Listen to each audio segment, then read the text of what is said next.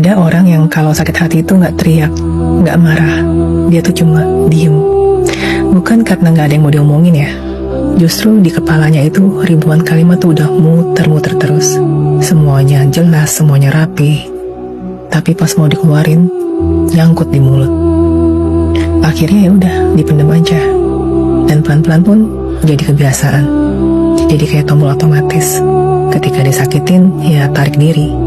Ketika dikecewain, ya diam. Sampai lama-lama orang lain pun salah paham. Dikiranya dia dingin, dikiranya dia nggak peduli. Padahal sebenarnya hati dia itu penuh dengan badai. Tapi badai itu nggak pernah dikasih izin untuk keluar. Dalam psikologi ini namanya emotional withdrawal. Cara tubuh buat bertahan, dan cara jiwa buat bilang, diam itu lebih aman loh daripada disalahpahami.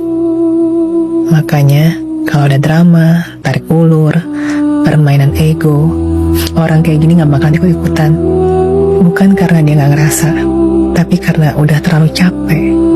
Dia tahu energinya terlalu mahal buat dipakai menghadapi hal-hal yang gak tulus.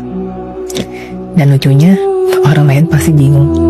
Kok bisa sih dia segitu tenangnya ya? Kok bisa sih gak ribut? Padahal aslinya itu bukan tenang. Itu adalah luka yang udah dilatih menjadi hening. Dan yang bikin nyesek, orang kayak gini sering mikir, toh gak ada yang bakal bener-bener dengerin gue. Jadinya makin lama dia makin nutup. Padahal dia bukan batu loh, dia juga bukan es. Dia cuma manusia yang pernah terlalu sering ngerasa salah, ngerasa gak dimengerti, sampai akhirnya dia percaya bahwa diam lebih aman. Dan yang dia butuhin bukan dipaksa ngomong, bukan juga dicecar biar jujur.